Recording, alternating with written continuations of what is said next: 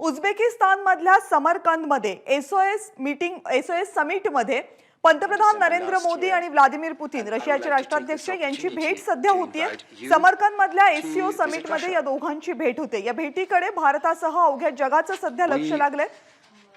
वर्षभराच्या अंतरामध्ये नरेंद्र मोदी आणि पुतीन यांची ही दुसरी भेट होतीये। या अगोदर त्यांची पहिली भेट डिसेंबर महिन्यामध्ये भारतामध्ये झाली होती।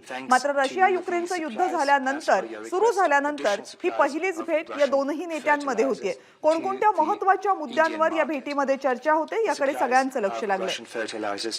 Have grown more than 8-fold, so it's not just several percent.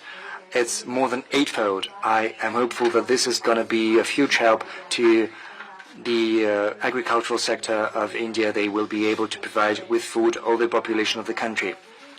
We are also steadily implementing projects in oil, gas, in the nuclear energy.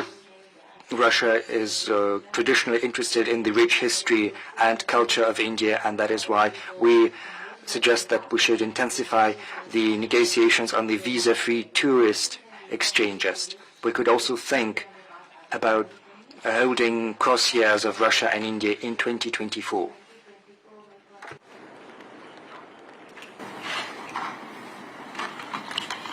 Excellency, फिर से एक बार एक्सेलेंसी आपसे मिलने का मौका मिला है और बहुत सारे विषयों पर बातचीत करने का अवसर भी मिला है।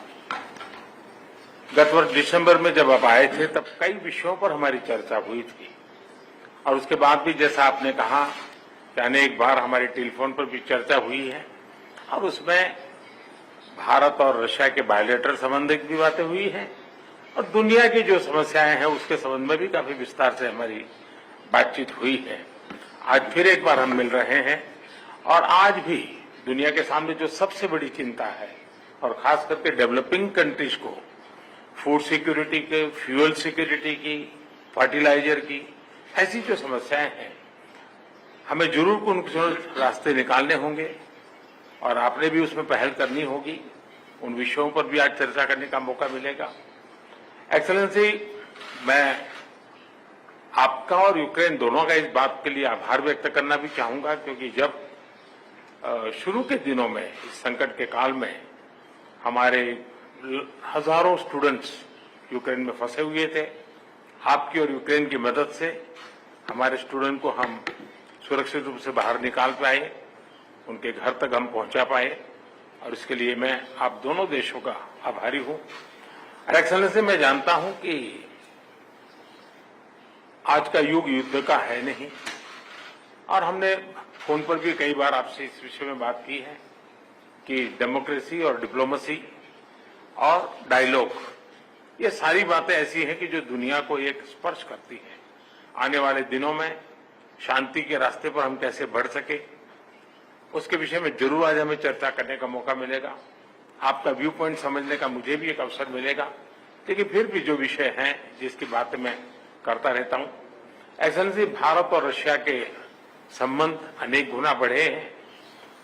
हम इन संबंधों को इसलिए भी महत्व देते हैं कि हम एक ऐसे मित्र रहे हैं जो पिछले कई दशकों से हर पल एक दूसरे के साथ रहे हैं और पूरी दुनिया भी जानती है कि भारत के साथ रशिया का नाता कैसा रहा है और रशिया के साथ भारत का नाता कैसा रहा है और इसलिए दुनिया के मन में भी ये बात है कि एक अटूट मित्रता है।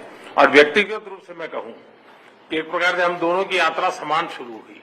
मैं सबसे पहले आपको 2001 में मिला जब आप हेड ऑफ द गवर्नमेंट के रूप में जाए और मैं head of the state government के रूप में काम शुरू किया। आज 22 साल हो गए। हम लगातार, हमारी दोस्ती बढ़ती चली जा रही है। लगातार हम दोनों देश मिलकर के इस रीजन की भलाई के लिए, लोगों की भलाई के लिए काम कर रहे हैं। आज एससीओ समिट में भी आपने भारत के लिए जो कुछ भी भावनाएं व्यक्त की है, मैं इसके लिए आपका बहुत आभारी हूं। एक्सेलेंसी, मुझे विश्वास है कि आज की हमारे बायलैटरल भी, आज की हमारी बातचीत भी आने वाले दिनों में हमारे संबंधों को भी गहरे करेंगे। विश्व की जो आशा अपेक्षाएं हैं उसको पूर्ण करने में भी बहुत काम आएगी, ऐसा मुझे पूरा भरोसा है। मैं फिर एक बार आज समय निकालने के लिए आपका बहुत बहुत आभारी हूं।